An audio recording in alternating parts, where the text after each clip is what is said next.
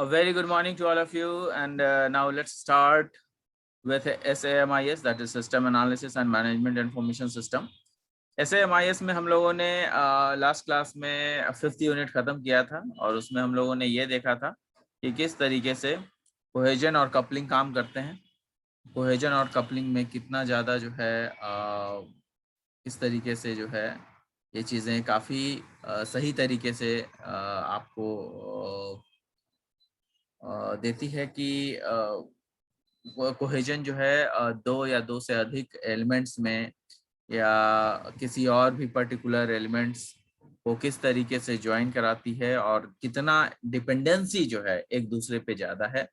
हम लोगों ने ये भी डिस्कस किया कि कोहेजन कितने टाइप के होते हैं, कपलिंग होते हैं। तो now we will be starting up with some more new facts and I will be taking up today 6th unit. I'll be sharing you the screen and now we'll be starting up. ये देखिए आपके पास जो है next जो topic है वो है system design and modelling. क्या है? System design and modelling. System design and modelling कहते क्या है? सिस्टम डिजाइन, याद रखिएगा कि जो भी हम लोग चीजें पढ़ रहे हैं अभी, वो सभी चीजें जो है जो रिलेटेड हैं, मतलब आपके जो SDLC, याद रखिएगा सिस्टम डेवलपमेंट लाइफ साइकिल जब हम लोगों ने पढ़ा था तो जो सबसे पहला था सिस्टम या फिजिबिलिटी स्टडी, और जिसके बाद की हम लोगों ने फिर पढ़ा रिक्वायरमेंट एनालिसिस। तो उसी के अनुसार हमारे चैप्टर्स भी उसी पे बेस्ड हैं। तो जो हमारे चैप्टर्स हैं उसमें हम लोगों ने लास्ट क्लास में डिजाइनिंग, कोडिंग, कोहेजन, कपलिंग, ये सब हम लोगों ने देखा है। तो अभी तक हम लोग सिस्टम डिजाइन में पहुंच पाए हैं। इसके बाद आगे का प्रोसेस होगा। तो सिस्टम डिजाइन एंड मॉडलिंग है क्या? तो सिस्टम डिजाइन का मतलब समझिएगा कि जब भी सॉफ्टवेयर की डिजाइनिंग होती है तो उसकी कोडिंग उसमें इन्वॉल्व होती है। कहने का मतलब ये है कि सॉफ्टवेयर जो डिजाइनिंग है that involves the coding part also. मतलब सॉफ्टवेयर डिजाइनिंग के बाद कोडिंग होता है, लेकिन सॉफ्टवेयर डिजाइनिंग हम लोग सबसे पहले कर लेते हैं। और सॉफ्टवेयर डिजाइनिंग हम लोग तभी कर पाते हैं जब हमारा सिस्टम के बारे में अच्छा नॉलेज हो, मतलब सॉफ्टवेयर के बारे में अच्छा नॉलेज हो और सॉफ्टवेयर सही तरीके से बनाने के लिए हम लोग उसके प्रति अग्रसर हों। तो ये चीज़ें सबसे ज़्यादा अभी ज़रूरी है कि हमारा जो सॉफ्टवेयर है वो किस तरीके से बनेगा और उसकी डिज़ाइनिंग कैसी होगी। डिज़ाइनिंग का मतलब मैंने बार बार आपको बताया है कि how will be going through the different pages on the software. मतलब अगर मैंने सॉफ्टवेयर बनाया तो फर्स्ट पेज क्या होगा, सेकंड पेज क्या होगा, थर्ड पेज क्या होगा, किसको क्या क्लिक करेंगे तो कौन सा नया विंडो खुलेगा और कौन कौन सी चीज़ें को रिलेटेड होंगी with the help of database. जितने भी पेजेस खुलेंगे उसको हम लोग फ्रंट एंड बोलते हैं, और जो डेटाबेस से रिट्रीव होकर के डेटा हमें फ्रंट एंड में दिखाई पड़ता है या मिलता है उसको हम लोग डेटाबेस कहते हैं। और डेटाबेस जो है अपने आप में बहुत बड़ा बृहद है और काफी इम्पोर्टेंट चीज है, जो कि आप लोगों ने लास्ट जो हम लोग एग्जाम्पल्स देखते आए हैं अभी तक, लास्ट क्लासेस में कई सारे एग्जाम्पल देखते आए हैं, उसमें हमें पता भी चला है। और आपका एक और भी सब्जेक्ट जो DBMS है वो भी साथ में आप लोगों के चल रहा है, उसमें भी आप लोगों ने कई सारी चीजें देखी हैं कि DBMS में किस तरीके से क्वेरी प्रोसेसिंग होती है। तो फ्रंट एंड और बैक एंड दोनों जो है, दोनों की जब हम लोग डिजाइनिंग करते हैं तो उसे जो है हम लोग सिस्टम डिजाइन कहते हैं। और मॉडलिंग मतलब उस चीज को, उस डिजाइन को एक्चुअल हूबहू उसी डिजाइन को कोड कर देना, तो उसको हम लोग मॉडलिंग कहते हैं। Now how it will be done, तो इस वो जो है हम लोग इस चैप्टर में पढ़ने वाले हैं। अब यहाँ पे देखिएगा कि जो सिस्टम डिजाइन प्रोसेस है वो क्या है। The software design activity begins when the requirement document for the software to be developed is available. Software की डिजाइनिंग और एक्टिविटी तब शुरू होती है जब रिक्वायरमेंट डॉक्यूमेंट जो है वो शुरू हो जाता है।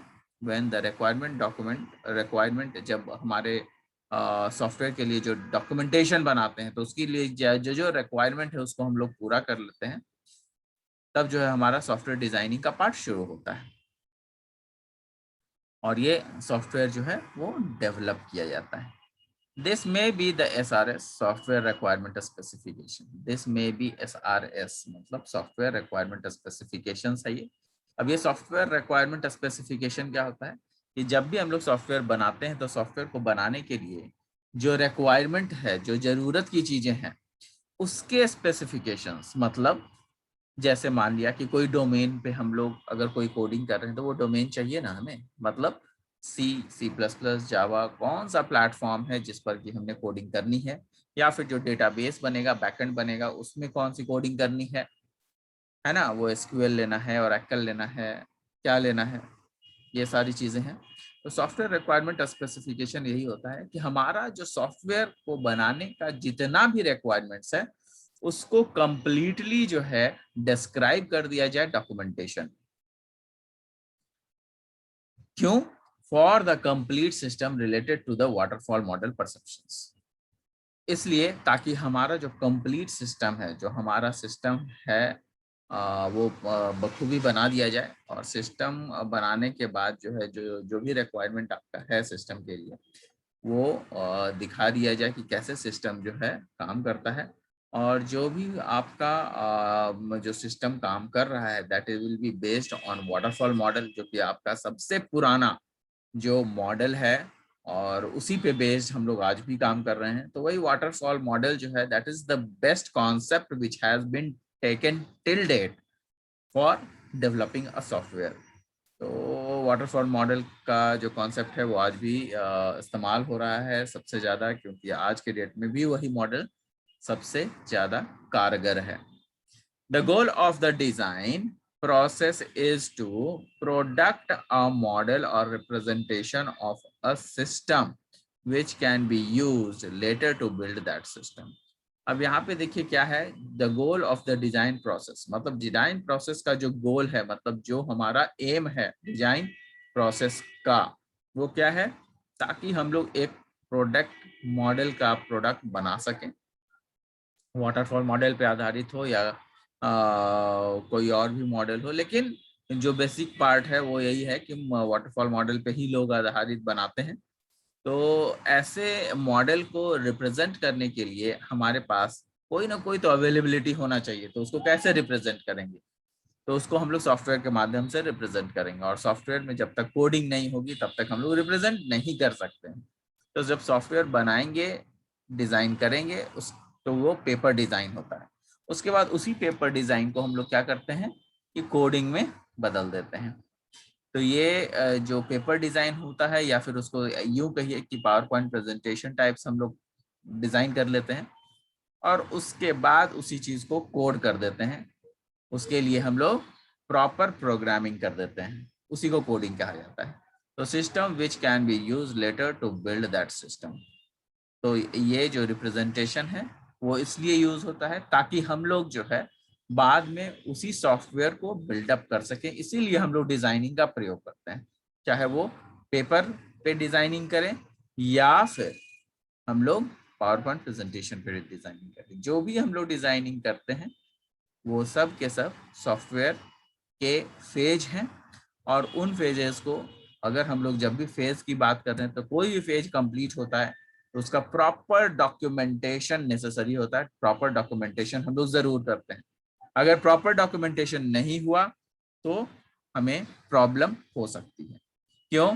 क्योंकि हर फेज का एक अलग अलग इंपॉर्टेंस है, और उस फेज में अगर डॉक्यूमेंटेशन इनकम्प्लीट रह गया तो समझ जाइए कि वो फेज आपका हुआ ही नहीं, क्योंकि उसके लिए आपके पास रिटन डॉक्यूमेंट नहीं।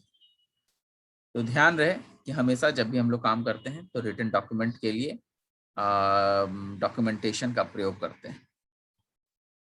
The design process for the software system has 2 levels. जब डिजाइन करते हैं तो उस पर्टिकुलर सॉफ्टवेयर के लिए 2 लेवल्स हैं हमारे पास, डिजाइनिंग लेवल्स।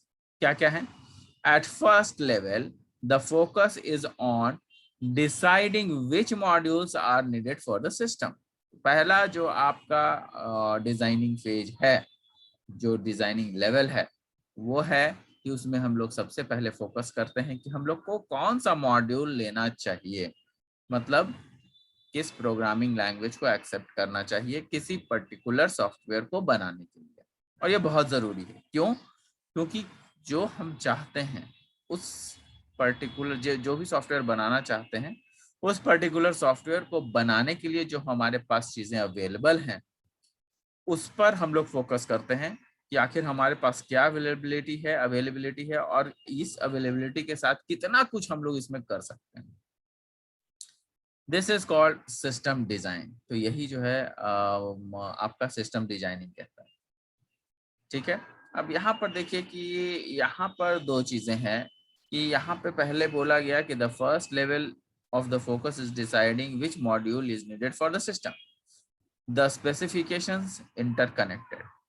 तो इसका मतलब ये है कि हम लोगों के पास जितने भी स्पेसिफिकेशंस हैं वो सब कुछ ये फर्स्ट लेवल में ही ध्यान में रखेंगे। हम लोग जितना भी काम है सब कुछ हम लोग फर्स्ट लेवल डिजाइन में ध्यान में रखेंगे, है ना। This is called system design process और टॉप लेवल डिजाइन। तो इसको जो है जब ऐसी इस टाइप की डिजाइनिंग करते हैं जिसमें कि हम लोगों का फोकस जो है मॉड्यूल पे होता है, किस तरीके का सॉफ्टवेयर यूटिलाइज करने वाले हैं, क्या यूटिलाइज करने वाले हैं, अगर इस तरीके का काम हम लोग करते हैं तो हम लोगों के पास जो है सिस्टम जो है हम लोग के पास वो टॉप लेवल डिजाइन का सिस्टम कहलाता है, जो कि फिजिकल डिजाइन कहलाता है।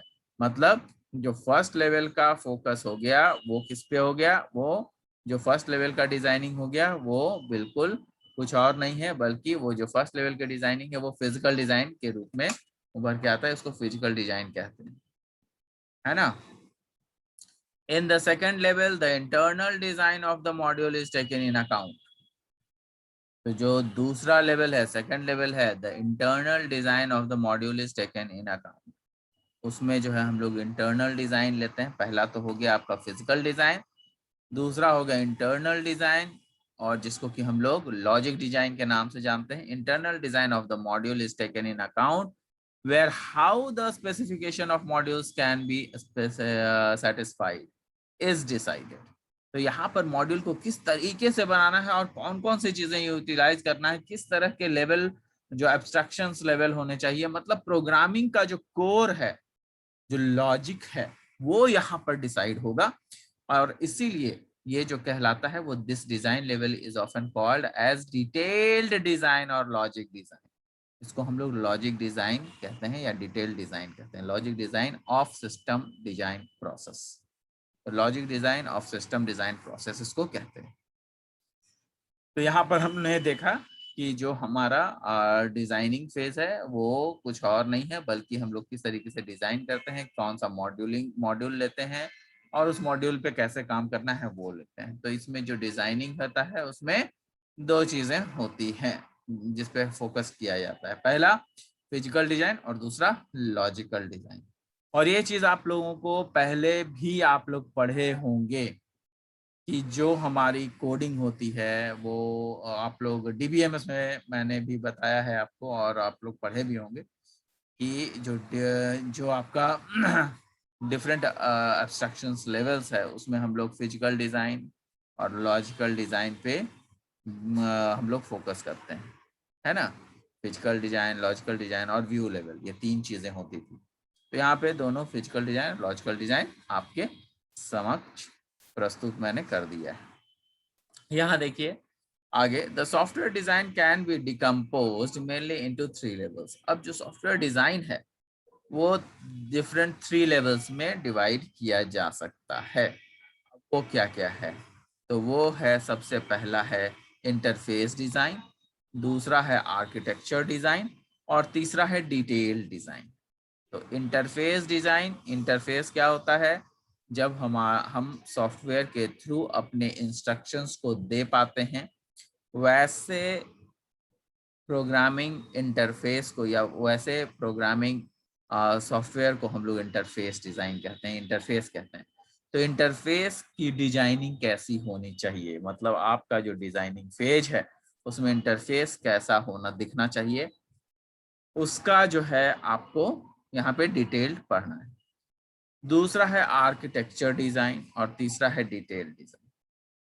तो यहाँ पे देखिएगा कि जो डिजाइन प्रोसेस जो अभी हम लोगों ने पढ़ा है लास्ट, यहाँ पे देखिए सिस्टम डिजाइन प्रोसेस जो हम लोगों ने पढ़ा है, तो सिस्टम डिजाइन प्रोसेस का यहाँ पर मैंने एक डायग्राम बनाया है जिसमें कि क्या है, रिक्वायरमेंट स्पेसिफिकेशन है, यहाँ पे आर्किटेक्चर डिजाइन है, आर्किटेक्चर डिजाइन से जुड़ा हुआ है एब्स्ट्रैक्ट डिजाइन। क्यों? क्योंकि एब्स्ट्रैक्शन जो है उसी में देखा जाएगा कि किस तरीके से एब्स्ट्रैक्शन हो सकता है, और एक डिजाइन का जो खाका है उसको एब्स्ट्रैक्ट डिजाइन हम लोग बोलते हैं।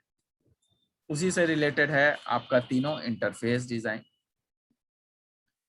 Component design, data structure design, algorithm design. तो ये चारों पांचों आपस में जुड़े हुए हैं। यहाँ पे ये हो गया आर्किटेक्चरल डिजाइन, और ये दूसरा हो गया सिस्टम आर्किटेक्चर। तो सिस्टम आर्किटेक्चर जो है वो एब्स्ट्रैक्ट डिजाइन से भी जुड़ा रहता है, सॉफ्टवेयर स्पेसिफिकेशन से जुड़ा रहता है, इंटरफेस स्पेसिफिकेशन से जुड़ा होता है, कंपोनेंट स्पेसिफिकेशन से जुड़ा रहता है, डेटा स्ट्रक्चर स्पेसिफिकेशन से जुड़ा रहता है। और वही नहीं, एक एल्गोरिदम स्पेसिफिकेशंस भी होते हैं जो कि एल्गोरिदम डिजाइन से जुड़ा रहता है। तो यही है पूरा डिजाइन प्रोडक्ट। ये बहुत इंपॉर्टेंट डायग्राम है, इसको जो है आप लोग बिल्कुल नजरअंदाज ना करें, इसको बार बार बनाएं, कॉपी में बार बार बनाएं, ताकि आपको ये चीजें याद रहे कि हमें जब पूछा जाएगा सॉफ्टवेयर डिजाइन तो फटाक से ये बना देना है। इंटरफेस डिजाइन पूछेगा तब भी बना देना है मतलब कहीं भी अगर डिजाइनिंग के कॉन्सेप्ट में कुछ पूछा गया तो ये डायग्राम हमें जरूर बनाना है क्योंकि ये बहुत इंपॉर्टेंट है और ये आपको काफी कुछ जो है बताता भी है कि कौन सा डिजाइनिंग कब किससे कहाँ जुड़ा हुआ है। तो ये जो एरोज है वो भी काफी इंपॉर्टेंट है। तो आई होप कि आपको समझने में दिक्कत नहीं आई होगी अभी तक। देखिए इंटरफेस डिजाइन क्या होता है, यहाँ पे ये देखिए, interface design is the specification of the interaction between the system and its environment. Interface design क्या होता है? Interface design is basically the specification of the interaction between the system and the environment. तो interface design is basically the specification, है ना, ये specification है किसके द्वारा? इंटरैक्शन है या स्पेसिफिकेशन ऑफ इंटरैक्शन। इंटरैक्शन मतलब कम्युनिकेशन, किसके किसके बीच? सिस्टम के साथ और सिस्टम के एनवायरनमेंट के साथ, मतलब जो सॉफ्टवेयर है उसके साथ और सॉफ्टवेयर के जो एनवायरनमेंट है उसके साथ। अब सॉफ्टवेयर के एनवायरनमेंट क्या हो सकते हैं? जब सॉफ्टवेयर रन करता है तो किसी न किसी ऑपरेटिंग सिस्टम पे रन करेगा, तो वो ऑपरेटिंग सिस्टम जिस पे वो सॉफ्टवेयर रन करेगा वो उसका एनवायरनमेंट हो जाएगा, है ना। During the interface design, the internal of the system are completely ignored in favor of the relationship between the system and its। यहाँ पे देखिए ड्यूरिंग द इंटरफेस डिजाइन कहता है कि जब इंटरफेस डिजाइन होता है तो उस इंटरफेस डिजाइन में हम लोग क्या करते हैं कि इंटरफेस डिजाइन में उस पर्टिकुलर इंटरफेस डिजाइन में जो इंटरनल आर्किटेक्चर है, जो the internal of the system are completely ignored. जो आपका इंटरनल सिस्टम है वो कंप्लीटली इग्नोर किया जाता है in favour of relationship between the system. In favour of relationship between the system कहने का मतलब ये है कि जब आपका इंटरफेस डिजाइन होता है तो जो इंटरनल ऑफ द सिस्टम है, मतलब आपके सिस्टम के अंदर कौन सी प्रोग्रामिंग को किस तरीके से हम लिख रहे हैं, वो हम लोग यहाँ पे नहीं देखते हैं। हम लोग ये देखते हैं कि आखिर ये प्रोग्राम जो हमारा क्लाइंट चाहिए उसके बेसिस पे जो डिजाइनिंग हमने बनाई थी वो सही है या नहीं है, सबसे फर्स्ट पॉइंट। तो during the interface design the internal of the system are completely ignored. क्यों? क्योंकि हमें डिजाइन पे फोकस करना है in favour of the relationship between the system. तो ये चीज देखा जाता है कि आपका जो रिलेशनशिप है सिस्टम के साथ और उसके एनवायरनमेंट के साथ, between the system and its environment, मतलब सिस्टम मतलब सॉफ्टवेयर और उसके एनवायरनमेंट के साथ जो भी रिलेशनशिप है वो सही रहे। Architectural design, next is architectural design. हमने पढ़ा था यहाँ पे देखिए इंटरफेस डिजाइन, आर्किटेक्चर डिजाइन और डिटेल डिजाइन। तो यहाँ पे architecture design, architectural design is the specification of the major component of the system. तो ये बहुत ही मेजर कंपोनेंट है सिस्टम का। Major component of the system कहने का मतलब यह है कि आर्किटेक्चर डिजाइन जब भी होता है तो हम लोग किस चीज को ध्यान में रखते हैं? आर्किटेक्चर को। आर्किटेक्चर हमेशा ध्यान रखिए कि जब भी आपका सॉफ्टवेयर बनेगा, याद रखिएगा कि जब भी आपका सॉफ्टवेयर बनेगा वो सॉफ्टवेयर हमेशा किसी न किसी पर्टिकुलर डिजाइनिंग को जो है प्रमोट करेगा, डिजाइनिंग को ध्यान में रखेगा। क्यों? क्योंकि वही रिक्वायरमेंट है हमारी। तो architectural design is the specification of the major component of the system. तो मेनली जो कंपोनेंट है हम लोगों का आर्किटेक्चर डिजाइन का, वो क्या है कि आपका जो डिजाइनिंग है किस तरीके से, कौन सा मॉड्यूल किस से जुड़ा हुआ है। तो यहाँ पर वो चीज आपको दिखेगा।